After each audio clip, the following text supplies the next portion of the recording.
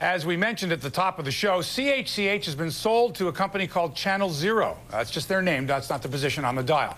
And they are proposing Canada's first local news and movie station. Joining us now in studio, we have Greg O'Brien. He's a media expert and publisher of cartt.ca. In Toronto, Lise Lareau, who is with the Canadian Media Guild. Greg, let's start with you, a media expert that you are. When you found out about this station being sold and the programming potential for it, what were your thoughts? This is good news, really good news. This is something that I've been writing about for quite a while, that there needs to be more local news, more local content, more original stuff on Canadian TV. I'm going to ask you to expand on that in a minute, but first I want to get your views. Lise, what do you think about this? Well, I agree with Greg. It's great to see a new player. It's great to see an endorsement of local news. Just at a time where everybody was saying the model's dead, comes a buyer who says, you know, no, we want to do local. We want to do movies. Let's talk about that, Greg. We have heard for months now from the mainstream broadcasters that local is killing them. We can't spend any more money on local. In fact, they've gone to the CRTC begging for a reduction of local news. Then you have this independent person with deep pockets coming forward and saying that's the type of format we're putting forward. Can something like this actually work, an all-news station? I think it can. I mean, we've got some all-news stations, and one all-news station in Toronto. We've got some in New York City that work very well. I think it'll work in Canada. I think the traditional broadcasters have it backwards. I think local news is the way to go. They keep saying the model is broken, but they don't really want to change the model. And I think this is a game changer, and I really, really hope it succeeds. Lise, do you think that this is going to perhaps shake up the industry? Well, what's great about it is that it takes us away from the conglomerate model. We have a new owner in the mix. Up till now, as everybody knows, there's been about 3 major owners in the country. So everybody's going to be looking at this, no question.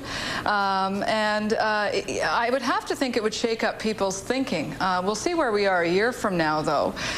It does appear that we're over the worst of it based on my understanding of how ad revenue is going. So I would say, yeah, it just looks good all around. Greg, a few years ago, there was a big splash. A company bought a station in Toronto, and they renamed it Toronto One, and it was supposed to be news and the local component and everything like that, and things didn't work out. Was that because the ownership didn't have the deep pockets and couldn't sustain that type of programming? No, that has a bit more to do with the actual conditions of license that station had. It had some pretty onerous conditions of license which they still have to satisfy in terms of variety programming and local programming. And also, too, they haven't, Quebecor, who owns it now, just hasn't been willing to sink the required investment into that station. That's now known as Sun TV, right? Yes. Okay, so what's the difference here? Why will this station be able to flourish? And will there be restrictions by the CRTC that will affect the programming here? I think this will be a slam dunk at the commission, to be honest with you. Really? Oh yeah, they'll be very happy to hear that there's a new player. They'll be very happy to hear that this station and the one in Montreal that Channel Zero was buying is ready to go, and I don't think they'll have any problem with the regulator. Lise? Yeah, I would add the big difference between this model and Quebecor's purchase of Toronto One is Quebecor was looking at it, like all the big conglomerates, as a way to monetize its assets, for lack of a better word. They weren't looking to inject money, even though Quebecor at the time had deep pockets. They weren't looking to inject money into programming. It looks like these people actually are, and that's what's truly exciting. Lise, it used to be in television and in radio too, where the owners were local people, and how important is that, especially in the days of now, where you've got conglomerates owning radio stations, TV stations, newspapers, magazines, all combined, and we know who those people are. How important is it to get back to a local type ownership? Well, I think it's really important, but it's more important that somebody cares about the local market, that content is important to them, and to this company, it looks like they care about all kinds of content, right? Movies, fictional and news content. This is wonderful. They actually care about creating new content and not just purchasing it from south of the border. These are good. That's good news all around. So as long as somebody cares about the content and not just about making making it an efficient operation within the conglomerate model, I think we're way ahead. Greg, I want to ask you about the whole issue of fee for carriage. Now, that has been what the broadcasters to date have said will save them from the mess that they're in.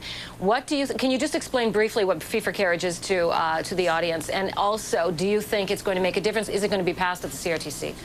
It may be passed at the CRTC. Fee for carriage is basically you would pay from your cable bill a fee that you didn't pay before for the likes of CH, for CBC, for CTV.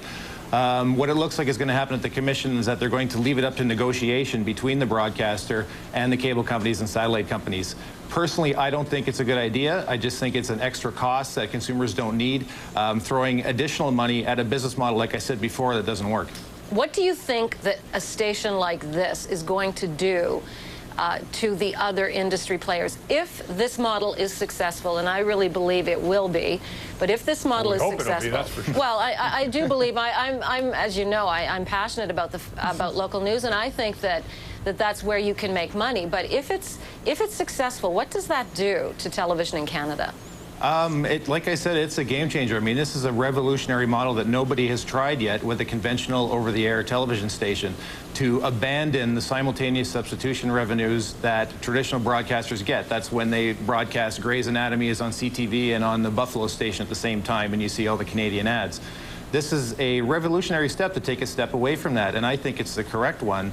I've written about this year long. And the one thing that CH has really going for it compared to other stations is the legacy here. It's a 55-year-old station that has a top-notch news gathering team in place. I mean, I live here and I work here, so I know this intimately. Okay, Lise, final question. City TV and Global back in the 70s were brand new UHF stations. You could only get 3 or 4 stations at the time. At that time, people said there's no chance. They're not going to break into the big leagues of broadcasting, and they've both proven, of course, that they have. Do you think this is the wave of the future, what the owners of Channel Zero are planning on doing here? I do, and here's the reason why. All studies have shown that people want local news when they turn on their TVs. I mean, that's what people want. So this appears to be an answer to what people want. Great. Lise Lareau in Toronto and Greg O'Brien here in our studios in Hamilton. Thank you both for joining us, and hopefully you'll be watching us for many more years to come. Thank you. Thank you. Thank you. Bye-bye.